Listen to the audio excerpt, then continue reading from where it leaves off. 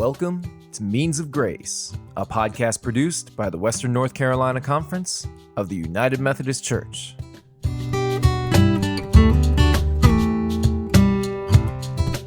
Hi, I'm Caroline Wood, Director of Missional Engagement and Connectional Ministries for the conference. I'm here today with colleague Brian Mateer and Lewis Timberlake to talk about innovation around the conference.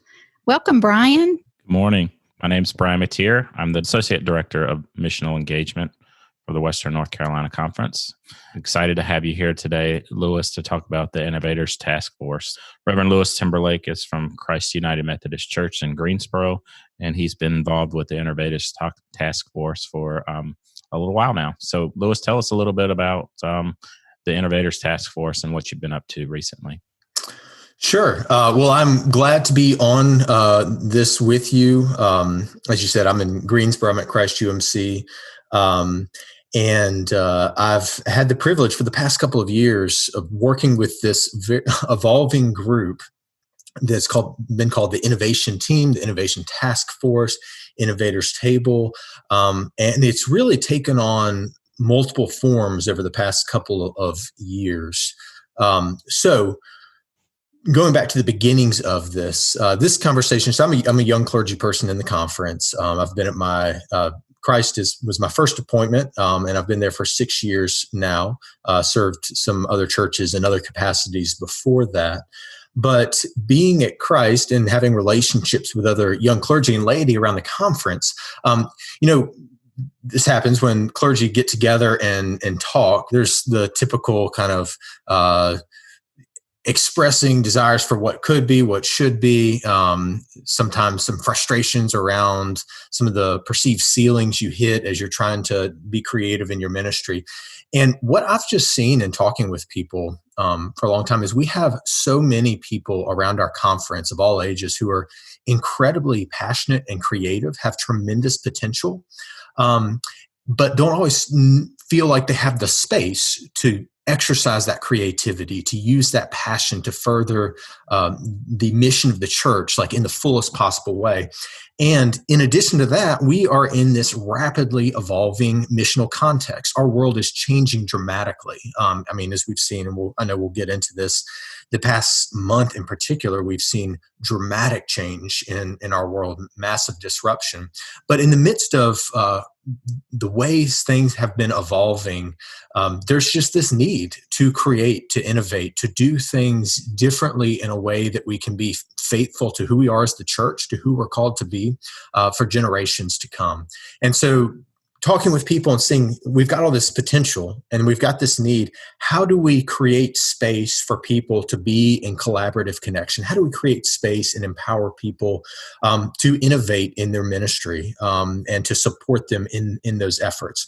So all of that kind of led to, this was a couple of years ago, I ended up actually writing a draft of a petition to the annual conference about just creating this kind of innovators group, a space that was not any sort of exclusive space, a very open space or opportunity for people to come together and just dream and figure out where those dreams might take us as the church. Then working through the connectional table in Caroline Wood, we didn't end up taking that to conference. We ended up just working with the connectional table and started with these conversations with a growing group of people, clergy and laity, who were involved in innovative work that was going on around the conference, but it was so often siloed. And so as we started to have some initial conversations, we realized we've got people who are doing really cool things. So how do we bring them together? How do we collaborate? How do we have a greater impact and actually affect culture change throughout the conference in that way so that people feel free and empowered to live out their creativity and passion? So that actually then led to, I had the opportunity along with some other clergy in our conference to go to what was called an M-Lab. This was I guess about a year and a half ago, and was able to go along with some other clergy down to Tampa, Florida. And this M-Lab, if you haven't heard of it, is this initiative in our jurisdiction. A few different bishops in our jurisdiction got together and said, we need to have some sort of event or space where we can bring together leaders in our conference, clergy and lay leaders, and people who have a lot of potential, and just say, we want to support you in creating the church that needs to be, in creating the church of the future. It was just an incredible experience. And it was incredible because you were packed in a room with a bunch of people who had all this passion and all this creativity, and were just being told, okay, use that and do something interesting. And that permission giving, that empowerment, and being in close proximity with all these passionate people was just so life-giving. It was amazing. We get drained when we in day-to-day ministry, whether you're in it as a clergy person, a lay person. It can be draining when you get stuck in the monotony of budgets and management and just the stuff that comes up. So something like this that just fueled that creative spirit was just an amazing experience. And so I'm giving you some context here. I promise I'm going to wrap up my answer to your question. But that then led, after that, talked more with Caroline, and we pulled together this group of people to just start by doing some interesting things at annual conference. And Caroline and the Connectional Table were very supportive of this. And so we tried some things at Annual Conference 2019. Some things worked really well. There were some areas where we just learned some things. We had this group of people who just were trying a variety of different things. It was almost a shotgun approach to introducing innovation efforts at Annual Conference. Alongside that, we ended up partnering with ministry incubators, which includes Ken Dean and Mark DeVry. And through Caroline's help, we conducted focus groups with ministry incubators around the conference last spring 2019. And they used that to help us identify some of the needs and the opportunities for creative, innovative ministry in our conference. And they used that then to develop this plan to help guide us, a guiding plan in some ways. And honestly, it became almost overwhelming because creating that culture of innovation is just such a daunting task. There are so many considerations. It just became like really complex. And so we worked on that for a while, and then just realized, this is getting too much, too complex. And if we're going to be innovative, if we're going to be nimble, we have to focus on being simple. So we took a step back and kind of moved closer to where we are today, which is to pull together some key people who are involved in innovative work around the conference, called this Innovators Table. People who are working on planning new faith communities, people who are pioneering creative use of church spaces, who are investing in the next generation of leaders. So people who are leading innovative work in communities of color, just a number of people around our conference who are involved in innovative work, and pulling them together and saying, all right, what are the opportunities? What are the gaps? How do we collaborate? How do we empower people? So that's a lot, but that hopefully quickly kind of brings you up to what the last 2 years have kind of been like. Lewis, I would say too, when we had those focus groups, the excitement and energy in the room from people sharing where God is working and the creative things they were doing was one of the most hopeful things and life-giving things I had been a part of in quite a long time. The energy in the room was out the top. Yeah, I totally agree. Totally agree. It's amazing what happens when you put a bunch of people in a room and you realize that so many people around our conference have this potential, and you put them in a room and you say, just be innovative. You have the space, you have permission, just be creative. People come alive. Lewis, you spoke of disruption. You spoke of the church changing rapidly in a short period of time, and we are definitely experiencing that in real ways and in really fast ways in the midst of the coronavirus. Can you talk to us and tell us a little bit about what you know is going on that has really kind of forced the church to be innovative in this time of social distancing?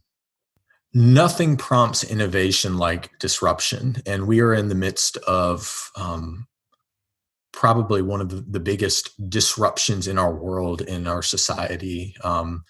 For many of us, this will be the biggest disruption of our lifetimes. And it's we're in the midst of it, and know that there's still a ways to go. We're having to figure out, how do we adapt right here, right now, to this situation we're in. But I think we're also going to start, if we have not already started, asking the question of, and what does life look like on the other side of this? And what does church look like on the other side of this? Because this is one of those, what's going on in our world right now is reshaping things dramatically. And we will not be the same on the other side. Churches will not be the same. Churches will be forced to adapt. So I think as we're adapting to our new situation, we need to be thinking long term. But in terms of what I've seen, honestly, I've seen from our conference a lot of leadership, a lot of people, different conference staff stepping up in ways that seem small but have a huge impact, and then in some really big ways.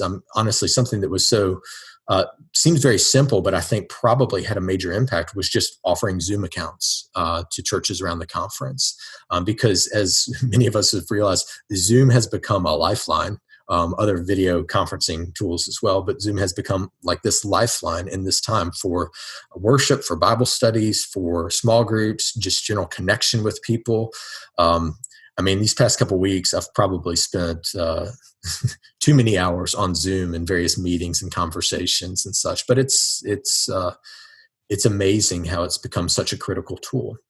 You see a lot of churches that are adapting to figure out live streaming. I remember I was reading I think it was a Carey Nieuwhof post, and in this post he had an image, and it was a freeway, and it was with an exit ramp, and the car is traveling down the freeway and then veering off this exit ramp. And the freeway the term was like churches or pastors who have all this theological justification for why live stream worship just doesn't work, doesn't make sense.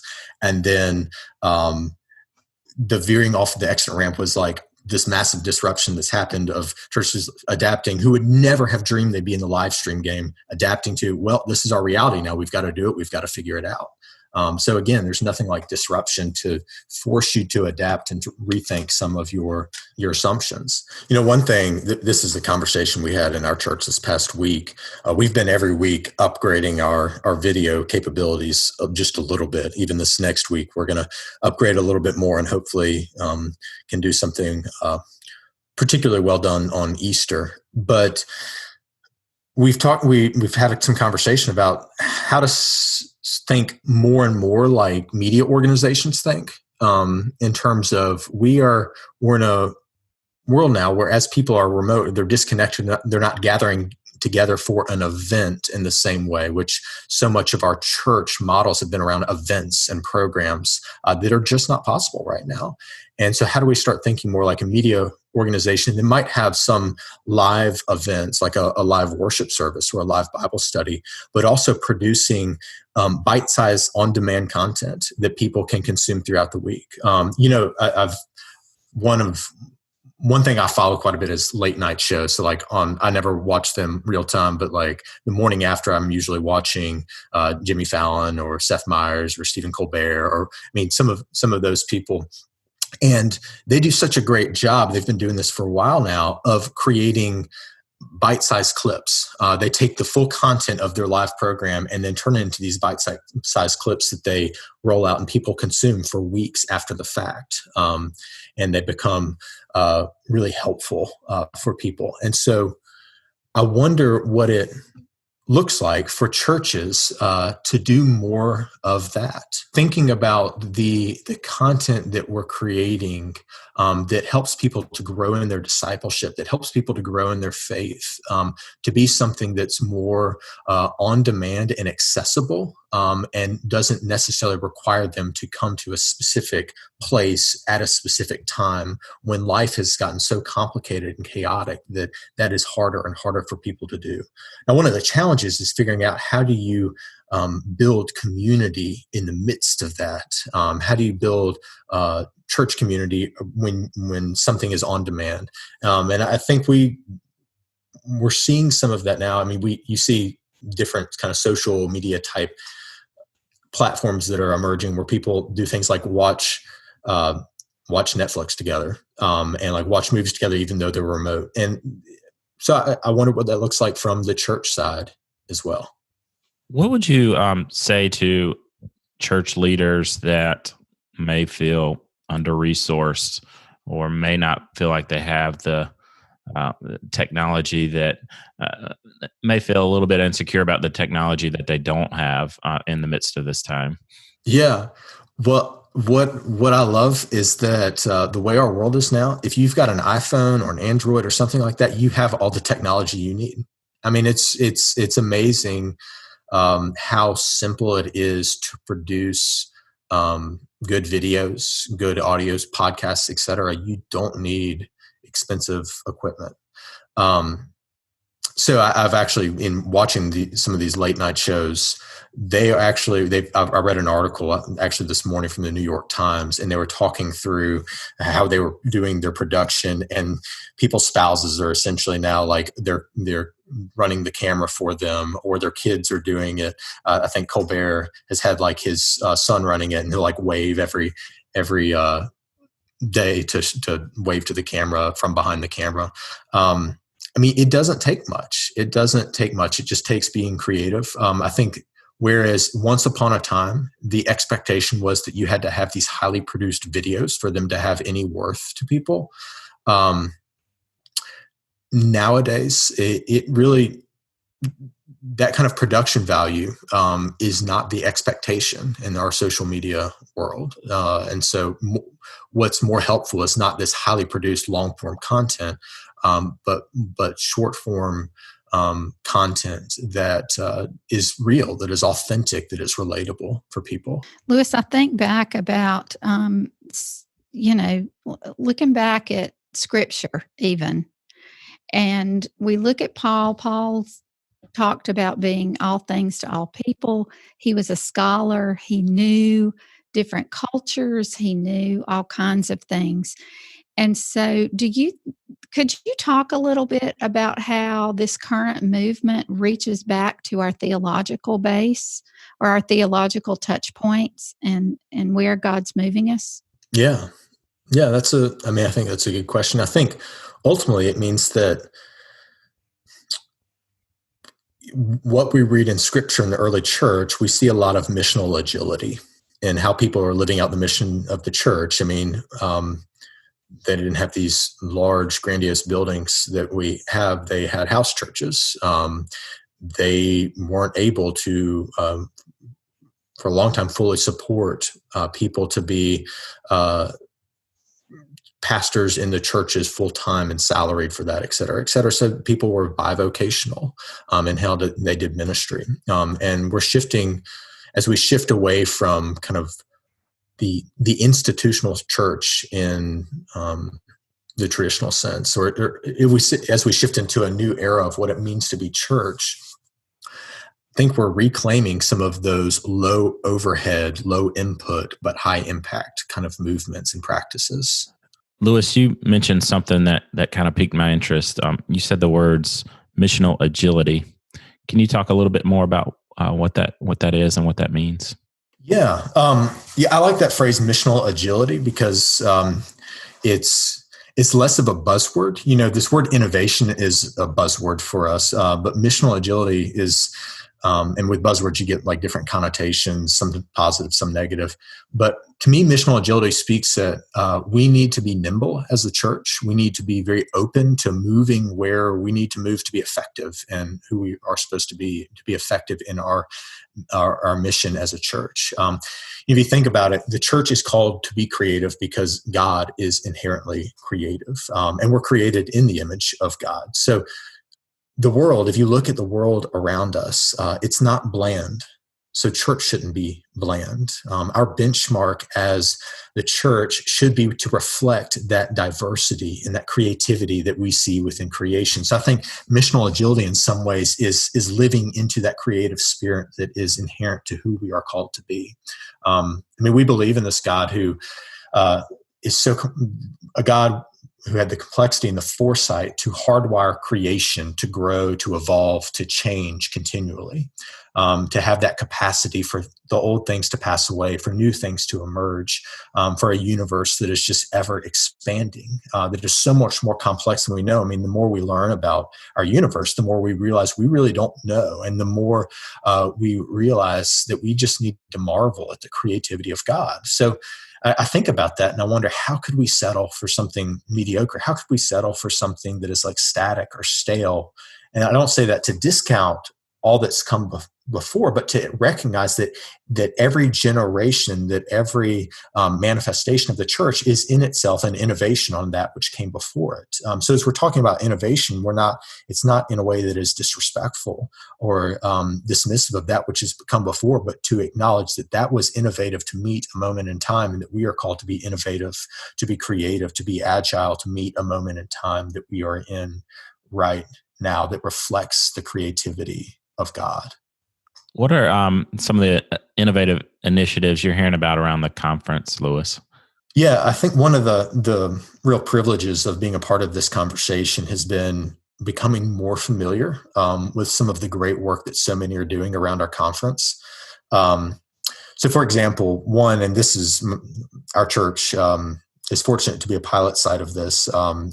Cindy Thompson and Boundless Impact have been working on this concept called Imagine Hub with the conference, which is really about how do we, in churches, use space that is underutilized to create hubs of entrepreneurship, hubs of innovation that furthers the mission of the church, but also provides a tremendous resource for the community. And so as we've gone through that pilot program, and we're in the midst of it right now, it's really led to some really great conversations about how can we be creative, like using our Glenwood campus, for example, to do things like co-working space that specifically is targeted to a disadvantaged community, people who might not have access to the type of co-working space that you see popping up around various cities right now.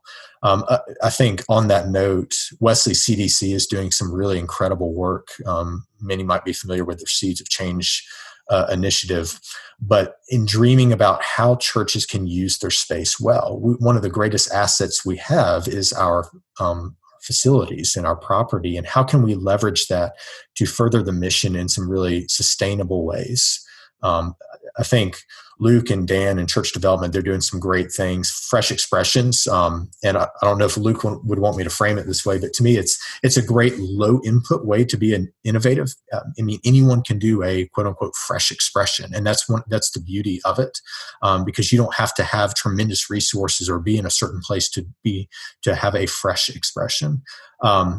I know that Dan's been working hard on this. We've got to plant more churches. We have to do more multi-site work. We have to start thinking in terms of micro networks and house churches, things that are lower overhead ways of planning new faith communities. And I know with that, one of his biggest struggles is finding the people to serve as planters of something new, and then finding the churches who want to support that. And so I would encourage people and churches to be courageous in stepping into something new, because I know that Dan and all those who work with him would love to guide them in that process. We have to think about deployment of laity.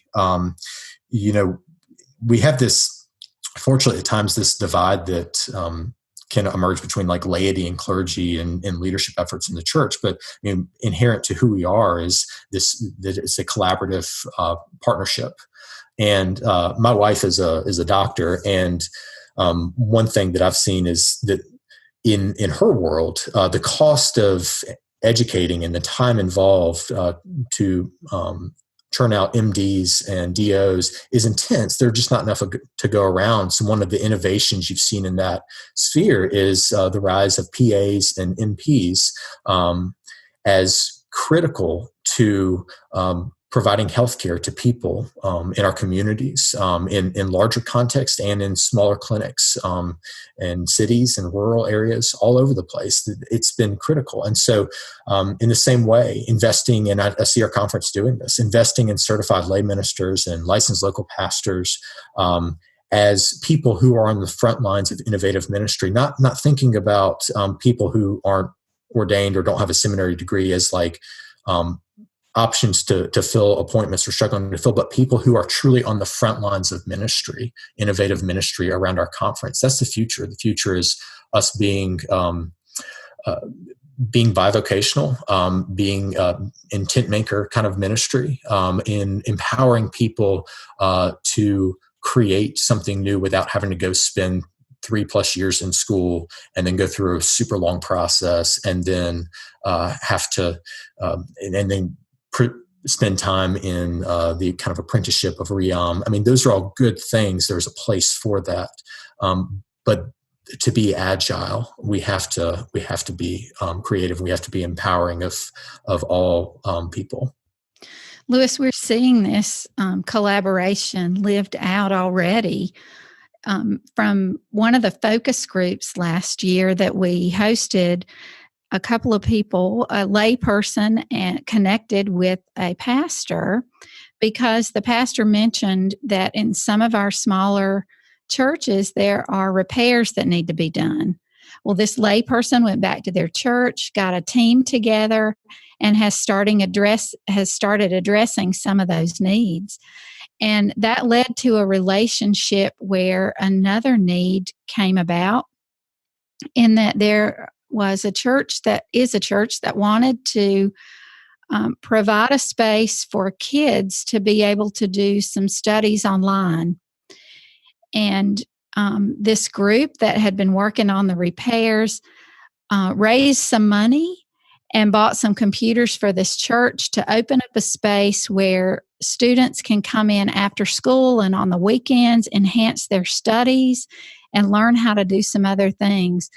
And this is just one of the great stories that I have heard as a result of the efforts of the innovation task force, if you will, making space, as you talked about earlier, bringing people together from across the conference to provide a way for them to collaborate.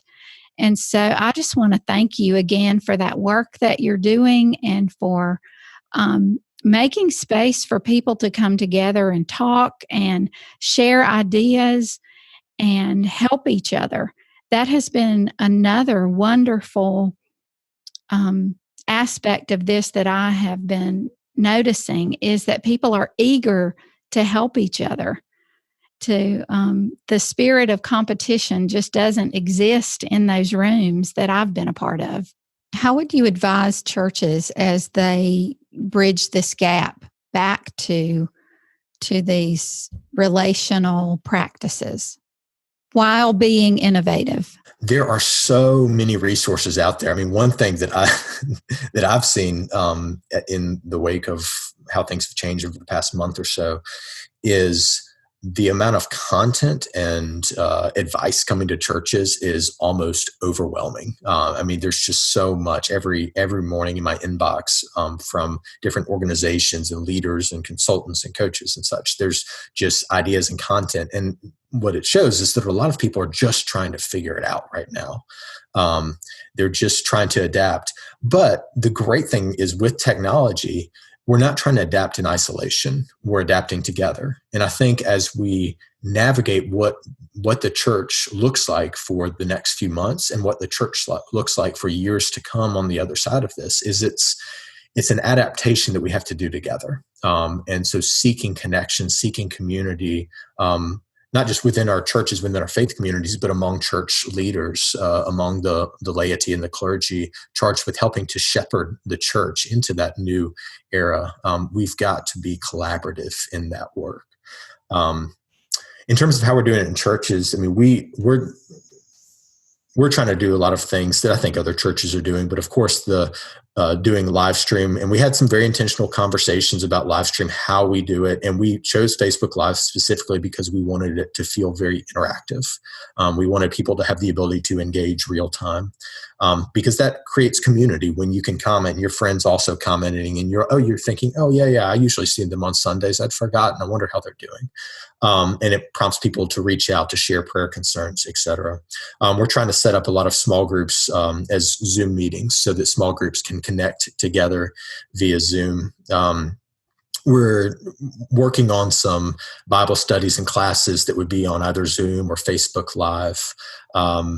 Just things that cultivate that sense of connection. And as we're doing that, we're also trying to be really intentional about as we work through technology to still make sure we are caring for and connecting with those people who don't have access to this technology.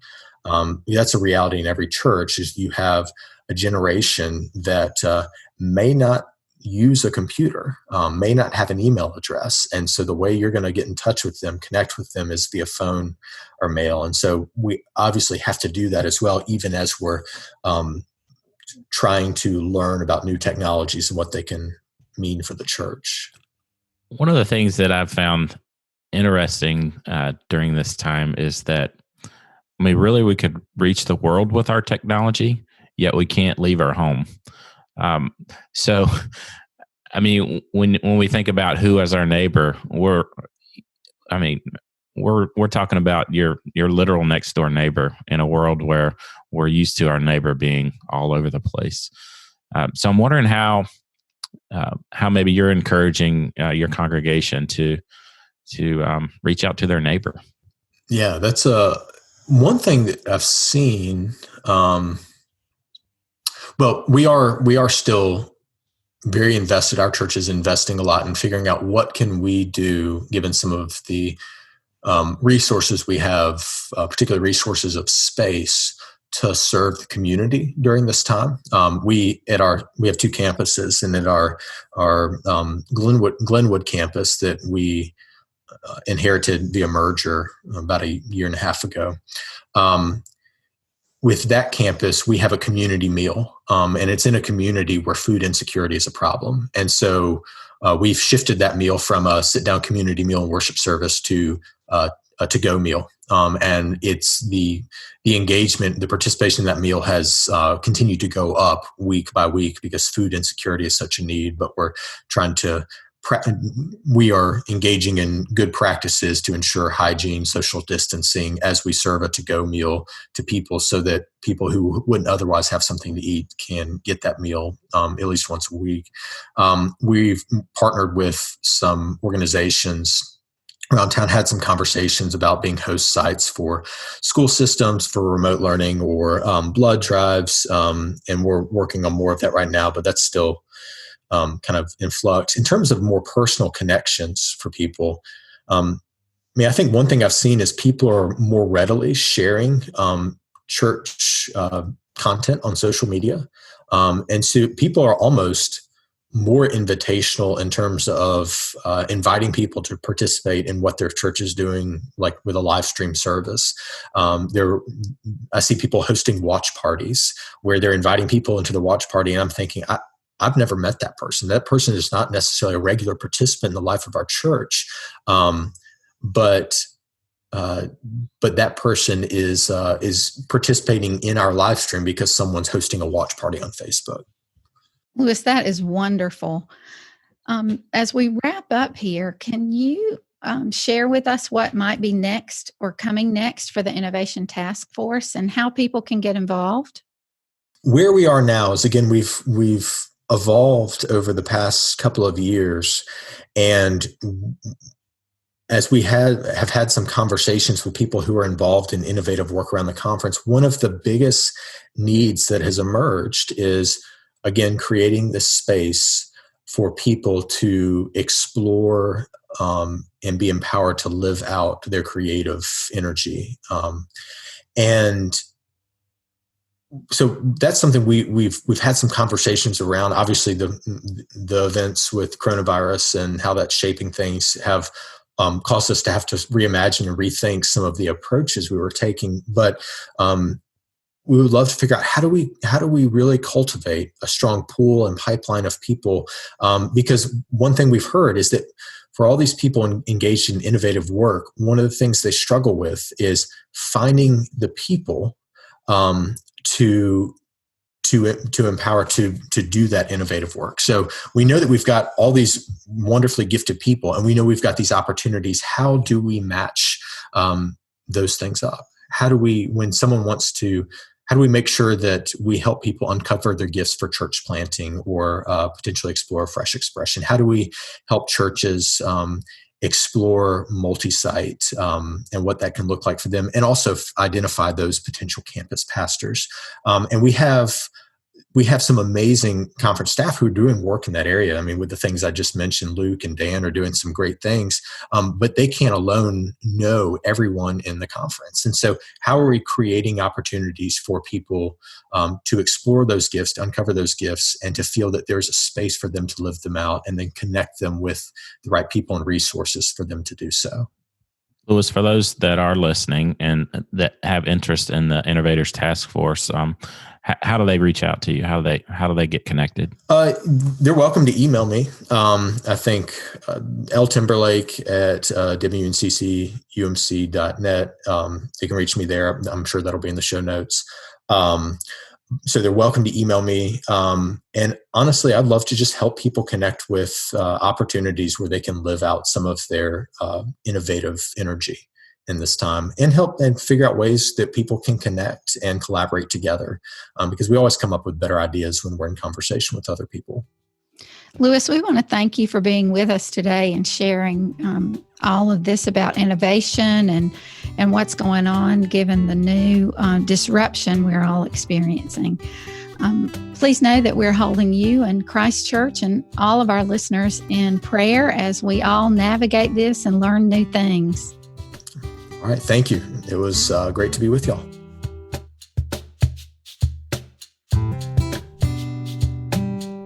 Thank you for listening to Means of Grace, a podcast produced by the Western North Carolina Conference of the United Methodist Church. We hope you've enjoyed listening to these podcasts and use them as a way to stay connected to our community. Remember to subscribe to Means of Grace for free on Apple Podcasts, Spotify, or wherever you get your podcasts. Please leave us an honest rating and a review. It helps others find this podcast. Follow the WNCC on Facebook, Instagram, and Twitter at WNCCUMC. That's WNCCUMC. Means of Grace is produced by the Western North Carolina Conference of the United Methodist Church and Gojo Studios.